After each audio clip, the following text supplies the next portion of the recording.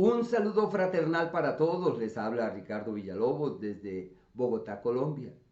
Hoy vamos a abordar un tema inspirado en el fundador de la Gran Fraternidad Universal, el doctor de la Ferrier, de una de sus obras, Los Grandes Mensajes, página 530, en donde aborda un tema que yo pienso sigue vigente por siempre, que es la yoga para la transmutación.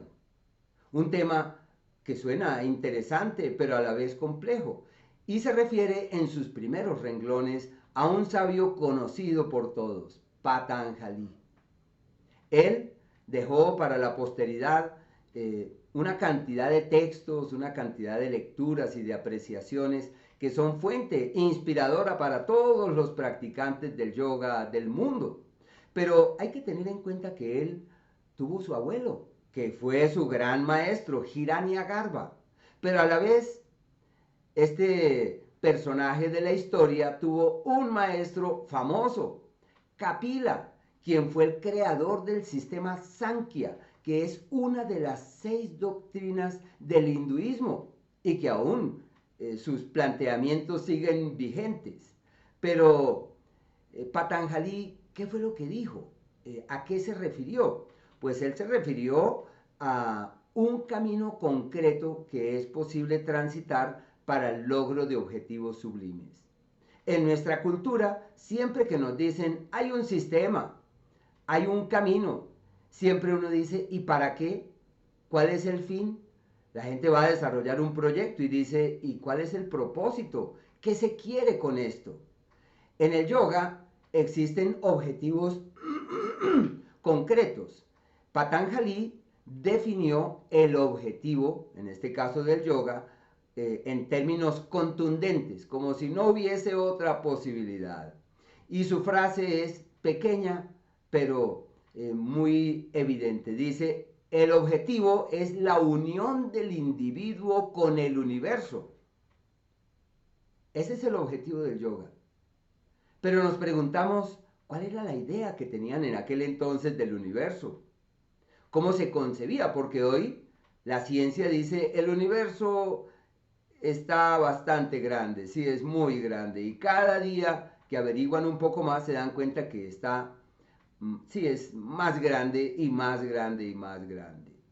Así que la concepción del universo para los antiguos, quizás era un tanto distinta a la que hoy podemos apreciar, pero cuando hablamos de la unión del individuo con ese universo, con esa dimensión absolutamente ilimitada y de aquello que no tiene bordes, límites, ni fin, ni fronteras, la ciencia hoy, gracias a Dios, la ciencia ha evolucionado y nos dice, hemos logrado verificar que sí, que todo tiene un mismo origen.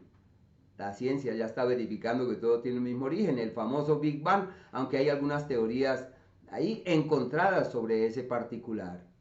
Pero ya hoy, a raíz de esos avances de la ciencia, es fácil evidenciar que cada partícula que existe lleva en su seno la historia de un camino transitado. ¿Y por qué? Porque todo viene de un mismo lugar, de un mismo sitio, de un mismo momento.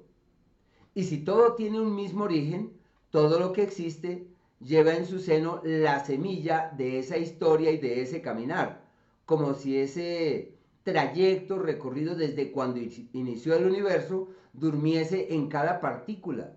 Y muchas de esas partículas duermen en nosotros. Así que para la ciencia y para los amantes occidentales de respuestas, ya se sabe que todo tiene un mismo origen y que todo descansa en cada partícula o en cada ser que existe. Y los occidentales, solamente por saber eso, ya se sienten contentos. Y dicen, ya lo entendí, qué cosa tan sencilla. Y al entenderlo, pasan la página y dicen, ¿y ahora qué más estudio? ¿De qué más me entero? El conocimiento de Occidente tiene un fin, colmar la curiosidad, llenar una instancia y seguramente atiborrar nuestro cerebro de memorias, porque yo ya me enteré y me aprendí eso de memoria y lo repito simple y llanamente. Pero ocurre que en el caso de Patanjali, cuando habla acerca de la unión del individuo con el universo, no se está refiriendo a una unión intelectual por la memoria de que lo entendí. Es una conexión, es un despertar, es una evidencia de esa sintonía con el todo. Es quizás despertar al todo en mí, o que el todo me inspire, o que yo me inspire con el todo y evidencie que no hay distingo, que no hay distancia, que no hay separación, que todo está conectado. Así que lo que Patanjali hizo fue que definió unas pautas, unos lineamientos para realizar esa tarea. El fundador de la fraternidad, en esa misma dirección, con la única pretensión de que nosotros los occidentales podamos entender eso, se aproximó a un término, alquimia. Y la alquimia habla exactamente de lo mismo, de la posibilidad de que los cuerpos accedan a un estado vibratorio más elevado. Y por eso los alquimistas, ellos hablaban de los distintos procedimientos que existían para lograr ese cometido. Y ellos hablaban acerca de la posibilidad de que el plomo se transformara en oro. Y surgió la fiebre de los alquimistas, la codicia, la necesidad de conseguir bastante oro mediante un procedimiento químico, mediante una dinámica tangible realizada en un laboratorio. Hoy la ciencia moderna, la ciencia actual, ha logrado evidenciar que sí es posible transformar el plomo en oro. Y ya lo han logrado en laboratorio, sino que es un proceso muy costoso y muy dispendioso, pero eso ya se ha logrado evidenciar.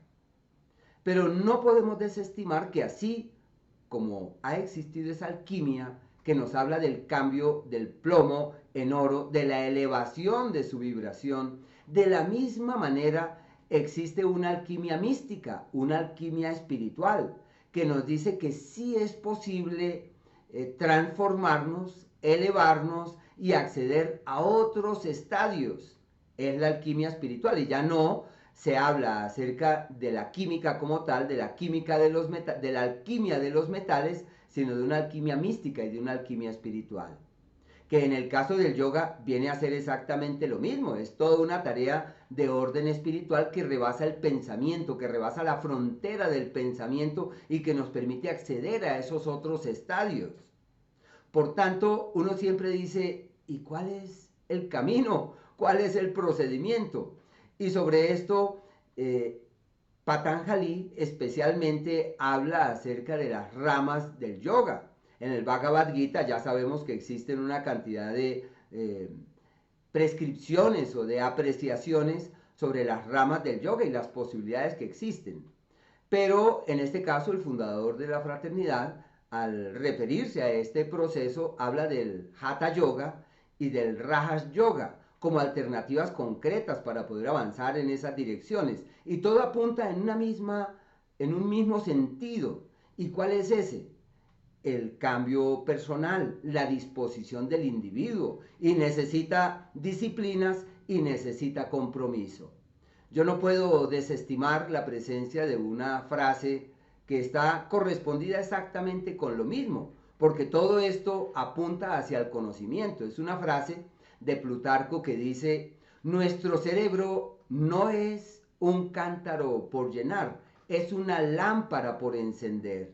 Y es ahí donde Patanjali se detiene en la importancia del conocimiento.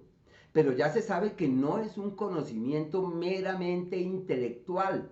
El conocimiento intelectual solo colma nuestra curiosidad y llena nuestro cerebro de datos y de datos. Y cuando requerimos los datos decimos, yo leí eso, yo aprendí eso. No, se trata de un conocimiento que ilumina, de unas técnicas que rebasan las fronteras de la argumentación y el pensamiento. Por eso, cuando se trata del Hatha Yoga, uno sabe muy bien que existen unos pasos, que existen unos procesos, y que el primer paso es dejar de hacer aquello, como el yama, el niyama, entre otras, que uno dice dejar de comer esto, empezar a comer aquello, no colocar la mente allí, tener unos hábitos de vida que nos lleven en tal o en cual dirección, y es exactamente eso, es disponernos a realizar cambios profundos con el único propósito de acceder a esos maravillosos fines, esos objetivos sublimes. Así que estas eran como las reflexiones que tenía para ustedes sobre este tema.